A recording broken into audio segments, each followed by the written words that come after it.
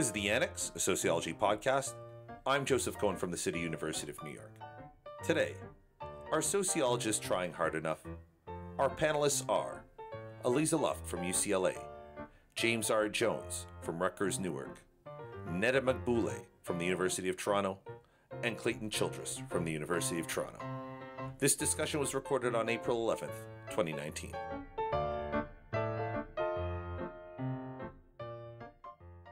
So, hi, James. Hi.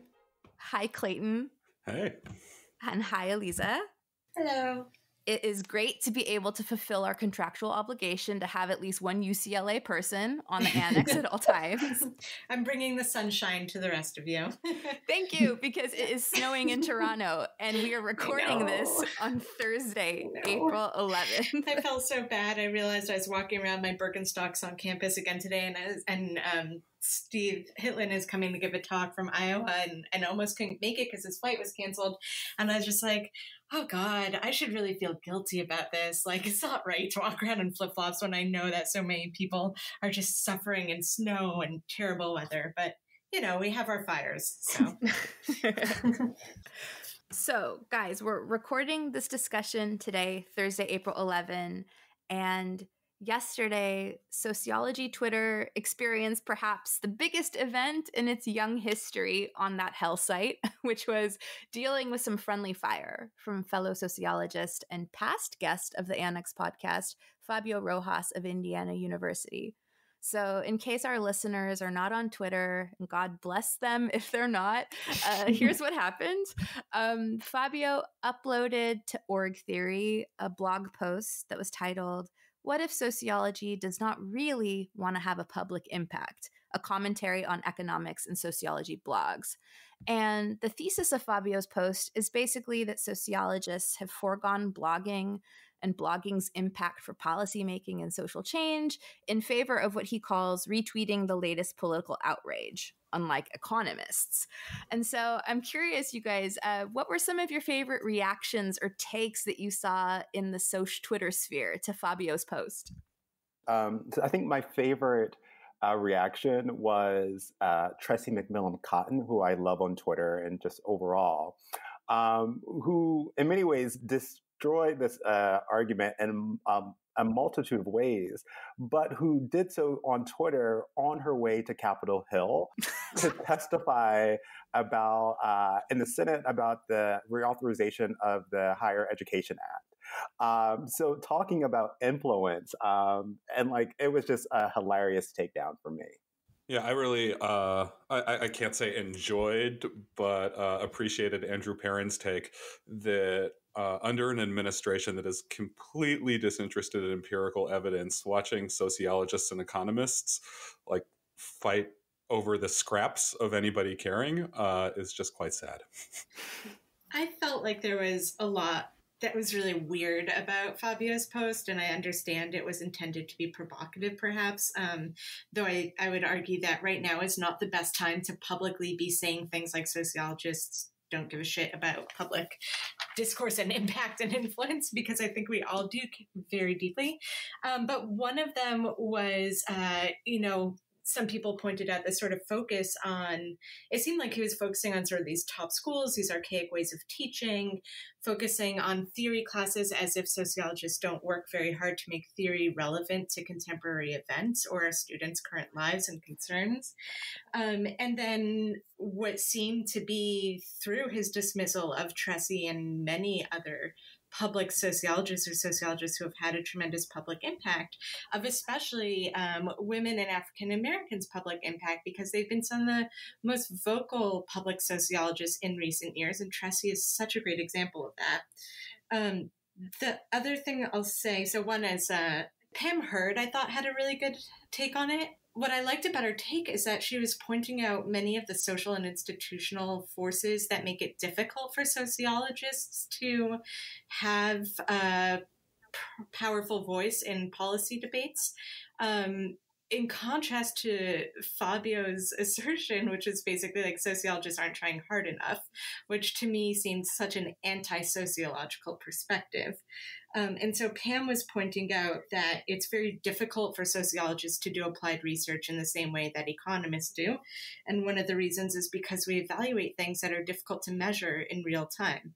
I don't think she made that specific point, but essentially that is a big difference between sociology and economics, is we're paying attention to things like culture and relationships, institutional forces and how they change fast or slow over time, and their influences on why people do the things they do or make the choices that they do. That is very difficult to evaluate and put out a quick policy report on. And then she also made the point that economic domination policy can make it really hard for others with different perspectives to have a voice. And others responding to her reply, she said, she pointed out that Liz Pott Berman is writing a book on this right now. Marianne Fourcade has written about economists and societies, but I do think that's a very powerful point as well, because if you have economics as so dominant in the policy sphere, and I actually come from a family in a sense of economists, and I'm the lone sociologist, getting people to pay attention to alternative perspectives can be a struggle. And this is like dinner table conversation in my household when I go home for holidays and stuff like that. And another really key point that I'll just say, and then I know I'm talking a lot, is Pam said that discrimination within the field of economics, gender discrimination, other discrimination, makes it less likely for sociologists or people who are sociologically inclined to feel comfortable necessarily entering these debates on their grounds. But we absolutely engage many other ways. And I know we've all been thinking about this and talking about this before the podcast, but we can all think of lots of different ways that sociologists have engaged in policy debates, even if they're not necessarily on the economists' platforms, so to speak. So I really liked Pam's take on it, because she was pointing out some of the structural and institutional factors that might make it seem as if sociologists aren't contributing, even though we clearly are. Yeah, this really, I really strongly agree with everything Elisa is saying, and it really makes me think of two different things. And it's thinking two different ways about, like, what do we mean by the influence of econ? So on the first hand, if by the influence of econ, we mean the influence of econ on popular conversation, like, I don't think we should let people gaslight us about that, because that's just not true. Like, there was a major econ fad in like popular nonfiction publishing from maybe 2004 to 2010 or so, which was brought on by Freakonomics. And then like everything that came in the wake of that, with like the trade econ books about how econ can like change your life and help you fix your car oil and make your wife fall back in love with you. But like that has totally passed. And if we look back in the last 5 years, with some of the things that Elise is referencing, we have things like Evicted and things like Thick that are really driving like popular press conversations. As far as econ goes, beyond Piketty, like I can't think of anything. And I don't think Piketty is the econ we're talking about when we're talking about econ. We also see people like Malcolm Gladwell, who have like really made a sharp turn into the more social side of the social sciences and focusing on the empirical study of things like inequality that are really the bread and butter of sociologists. In terms of what we as sociologists can do to foster that, my sense is that as a discipline, we have grown increasingly tolerant of academic sociologists who write to a popular audience. But the fangs come out when people do that successfully. Like, we tolerate the attempt, but if it's too successful, the backbiting starts. And like, that's something we do to ourselves. It's not something that anybody does to us. In the same vein, if we're not talking about popular conversation, we're talking about influencing policy. In terms of grassroots mobilizing, I think like we have that on lock. We're the people who are doing that. In terms of the business world and government, again, I think to the degree that we are not influential in those spheres, we do, it's not complete control, but we do have some, there are things we can do. Just in my own experience, I have yet to be close to a single sociology PhD who leaves academia and goes to work in policy or goes to work in the business world and doesn't feel anxiety about like losing their street cred as a real sociologist. I think we can do a much, much, much better job of celebrating people who go on to work in government and who, all the sociological data scientists who go and try to make Twitter less of a hellhole or try to make Facebook less messed up. We should be celebrating those people, not making them insecure about not holding academic positions. Yeah, I agree with some of the points that both of you have made. And I think that the thing that really shone through to me during like every phase of yesterday's sort of like ongoing, Twitter fiasco around this was like the degree of solidarity that sociologists were showing and the kind of way that it was bringing people from typically sort of like disparate positions in the field together around some sort of a solidarity or a concretization of what our contribution is, where we see ourselves in the field. And I think that to kind of follow up on what you just said, Clayton, that it would be really interesting for us to more formally engage or like bring those sociologists back home, Yeah. right? Who, like you said, have gone into industry or who have gone into policy, and to really formalize those relationships in a much more direct way than we currently are doing. And so I know because I live with Clayton and we often talk about these things at the dinner table. We were talking last night. Boo. Yeah, you mentioned, right? Like, why don't we have some sort of an ASA award that's for like a sociologist who went out in the world and like did good in the policy sphere or in industry, right? So people who might not, or in like just grassroots movements, like. right. So not somebody that has necessarily a university affiliation at present moment, but they're very much in the world as like an efficacious working sociologist. And I think something that occurred to me when we were talking about this was like, oh, Triple SP does have some sort of an award, right? That like gets at that unique kind of work that some sociologists are doing. And so that's actually one of the differences between two of the major organizations in our profession, Triple SP and ASA. So it was something to sort of chew on and think about. I just think it's so interesting. And let me just say for the listeners who don't know that I'm Canadian, even though I live in LA, or else they might not all understand all our Canada jokes. But in ASA, we do have an award for someone who's doing public sociology who isn't a sociologist and who isn't trained as a sociologist. And we sort of bring them in and say, thanks for doing work that you may or may not realize it is actually very sociological. And it's ironic that we don't have the opposite of someone who is trained in sociology but has had a really great public impact far and beyond our discipline necessarily. And I was also thinking what you said about training students, because especially with the precarity of the current job market, when I was doing my PhD, because of the work I do, I always had a foot in the policy world. And I spent many summers doing research for various think tanks and organizations. And that was if I don't get a job, this will be my backup, so I'm prepared. And now I have my job and I love my job. I also have a lot of students who do similar kinds of work or ask similar questions. And I often sit down with them and I say, okay, well, what do you want to do when you're done? And some of my students do see their research as potentially leaning more towards having a policy influence than an academic influence. And so I try and train them to be successful in academia so they have options, but also to introduce them to possibilities for publishing in policy world and other organizations. I think one of the things that makes us tricky as a discipline for doing that, and I almost feel like ironic saying this, is our profound commitment to theory. And the reason why I feel ironic saying it is because I love theory so much, and I'm such a theoretically inclined person. And when I think about things, I tend to think about them in terms of these like larger theoretical ideas. But for policy, you can't really sit there and talk about Bourdieu or about Weber. You have to really get down succinctly to the basics, and they're not interested in hypothesizing or theorizing about the larger ideas undergirding your findings. It's very much often about getting to the point. And I think that's a struggle when it comes to training students to do both, who are interested in doing both. And I also wonder if that's why people who leave academia or leave sociology to work in policy sometimes feel unwelcome when they come back. That's a really, really great point. And it kind of, it gets to that cliche rub of, sociologists think that economists make complicated things too simple, and economists think that sociologists make simple things too complicated.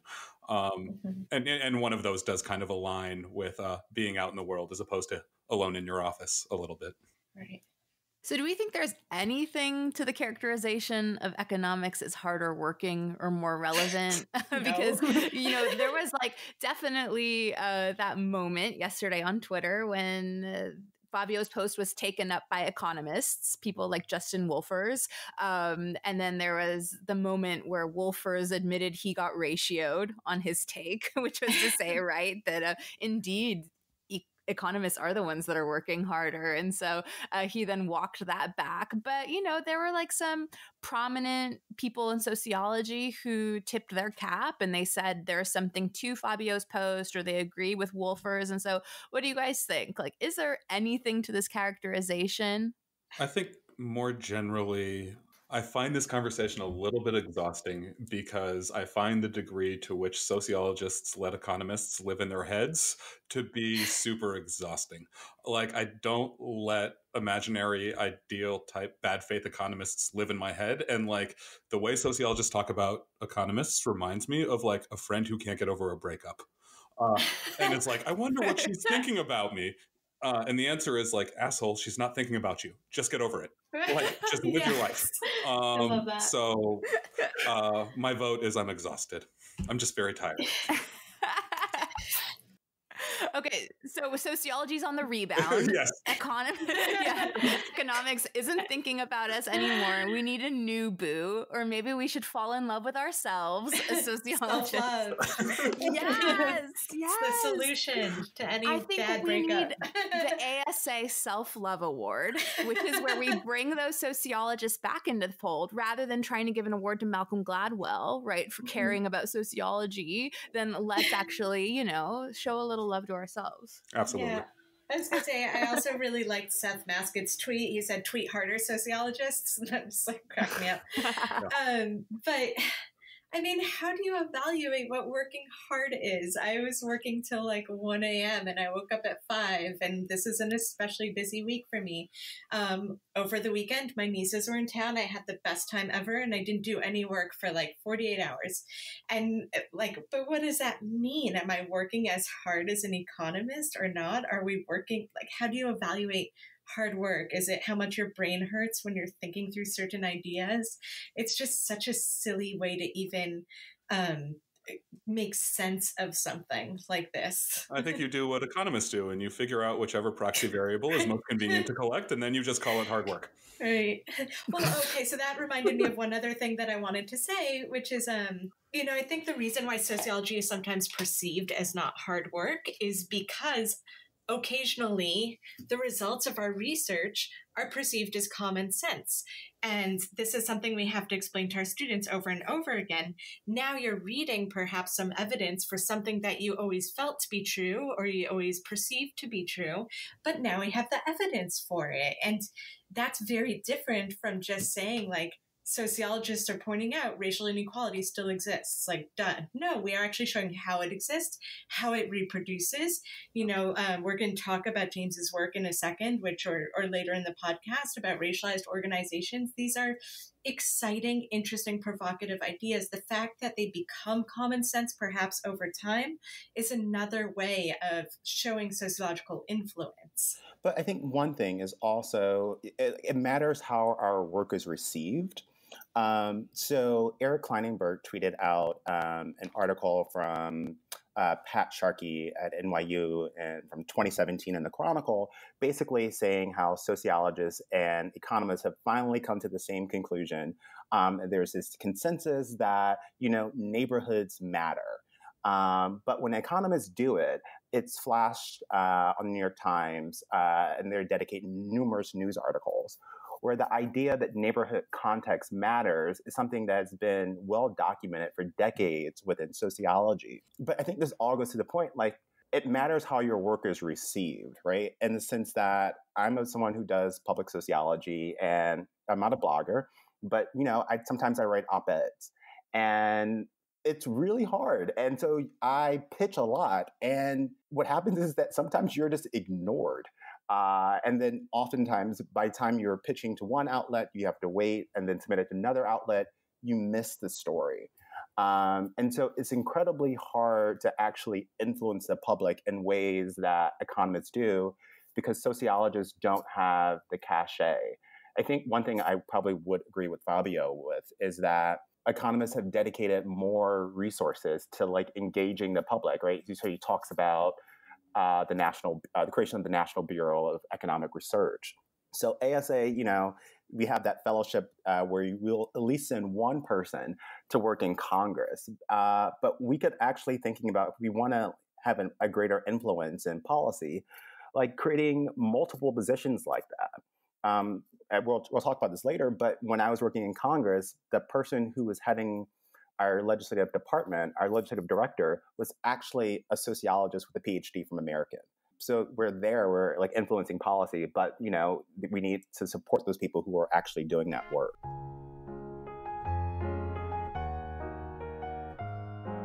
You've been listening to The Annex, an academic sociology podcast.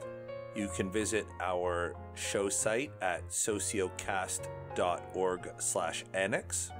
We are on Twitter at Sociannex and on Facebook, The Annex Sociology Podcast. Our producer is Liseth Moreno. Music by Lena Orsa. I'm Joseph Cohen. Thank you for listening.